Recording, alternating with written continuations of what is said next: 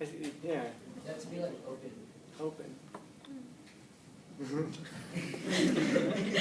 What do you mean? Like, they have to be open to like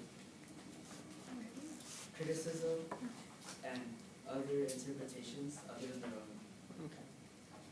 I feel like you can't really be a genius like just on your own. Like it takes other people around you to kind of like determine like your right interpretations of things. Hmm. So you have to have the right kind of influences around you. Well, yes and no. Because like if you do, then it'll be better. But if you don't, then it takes like something else to kind of determine what's wrong and right for yourself. Where else can we get that from if we don't get it from like the people around us?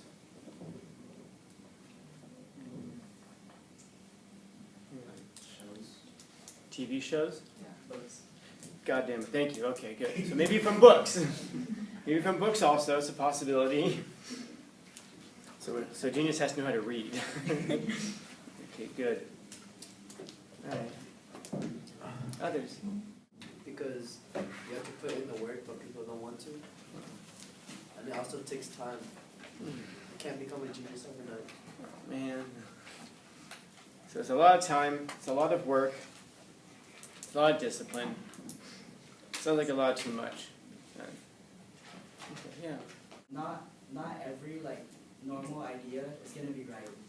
So when it comes to geniuses, like or people that kind of think of that way, it might be hard for them to try and like come out with it because they're scared of being wrong in a way. So in a sense, it almost sounds like a genius has to have faith. They have to have faith that they can find the right answer. You almost have to have faith that there even is a right answer. Like there's a difference between if you go to your math class and the teacher gives you a math problem to solve, you know there's a solution to it, right? I mean, same with like with chemistry, you know there's a solution to it. It's not. Think about how still sometimes how challenging it is to start to pursue the answer when you know that there is one. Now, theoretical mathematics, we don't know there are solutions to those problems. It's kind of like with science and physics. We don't know that there are solutions to those things. So you have to have faith if you commit your whole career to try to solve a problem. You have to have faith that there is a solution to that problem in the first place. Like when Einstein was working towards his theory of relativity, he didn't know that there was a solution to that question. He just kind of said, I think there could be. And so he worked towards it. Lots of people were pursuing other models, and then it turns out there was no solution to their questions. And they committed their whole careers, very intelligent people, but they didn't come across the right solution. You know, that's one of the really hard things in life is that there isn't always a solution, a right solution. Should you, when you walk home, should you go this way or that way? Who knows? Maybe, you know, it could not matter at all. Maybe you get there just as much time. Maybe if you go one way, something tragic happens. Maybe if you go the other way, you find a lottery ticket on the ground, a winning lottery ticket. Who knows? You know, and that's one of the things about life is we have to live it forward, but we only really understand it backwards. Like, you know, you find yourself limping down the street because you just got hit by a car, and you're thinking, I went the wrong way today. And by the way, just because you got hit by the car doesn't mean you went the wrong way.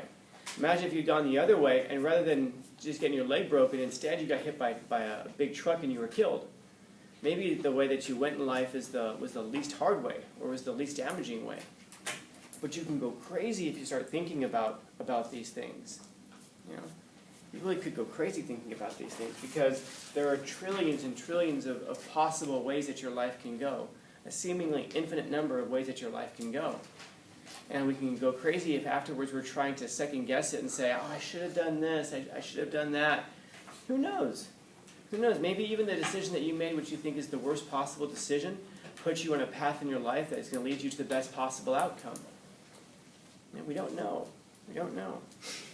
So one of those things about living then is we have to have a certain type of a faith. And it's not a faith is not a blind hope. Faith is is the substance of the things hoped for, the essence of things that are not seen. We have reason to believe that there's a solution.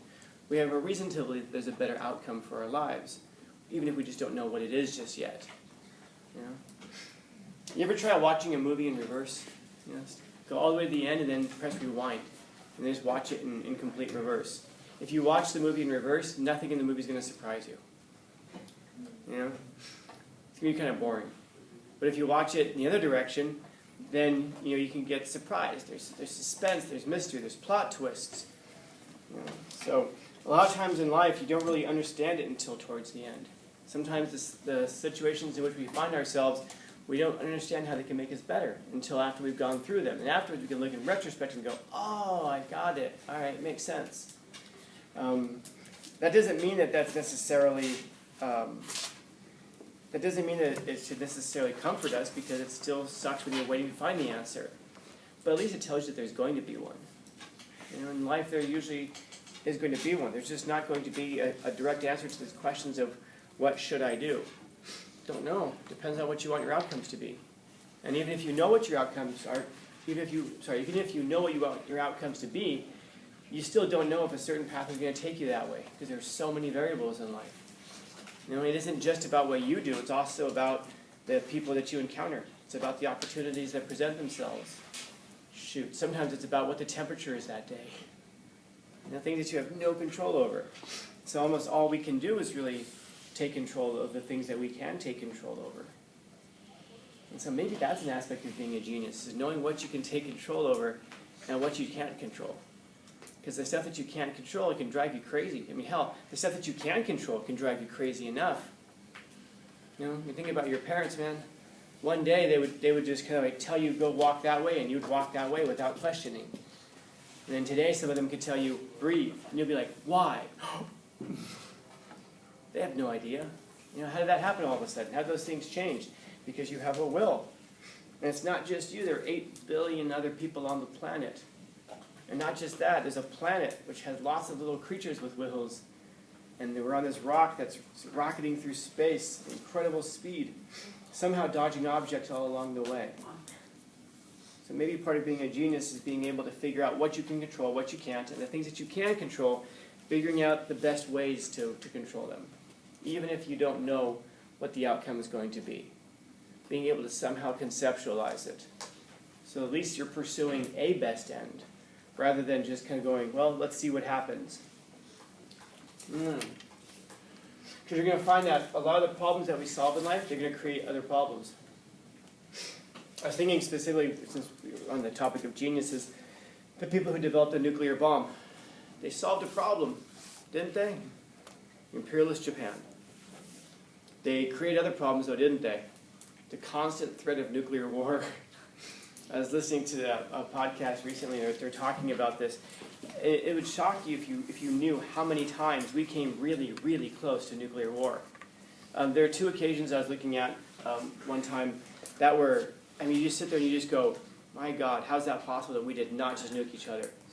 There was one time where there was a nuclear sub that was under the impression that the United States had launched 5 nuclear warheads towards Russia. That's what was radioed towards them, and they were ordered. They were in a nuclear sub, I want to say in the Pacific Ocean, not too far from our shores, and they were ordered, launch your nukes, unload your payload on the United States, launch your nukes. And the captain of the submarine was like, I don't know, man. How many nukes does the U.S. have? They have hundreds, right? They have thousands?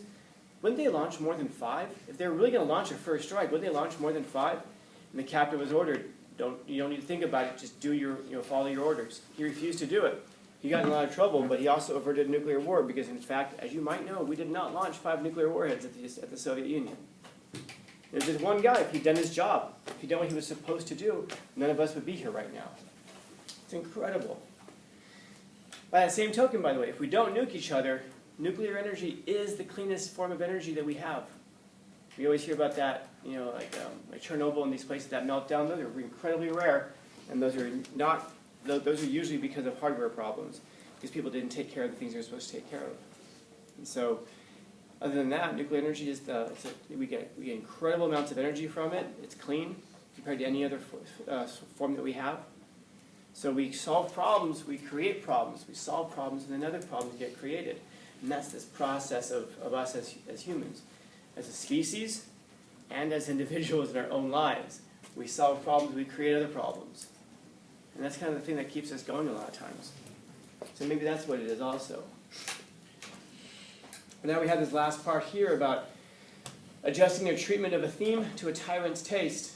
Yeah, you don't change your opinion, you don't change your mind just because a tyrant tells you to. I don't care if that tyrant is sitting in an office somewhere, or at the head of a firing squad, or has dyed their hair blue and spends a lot of time on Twitter. You don't change your treatment of a theme just based off of a tyrant's taste. But I don't know, it's a hard one though. I don't know that geniuses are particularly strong.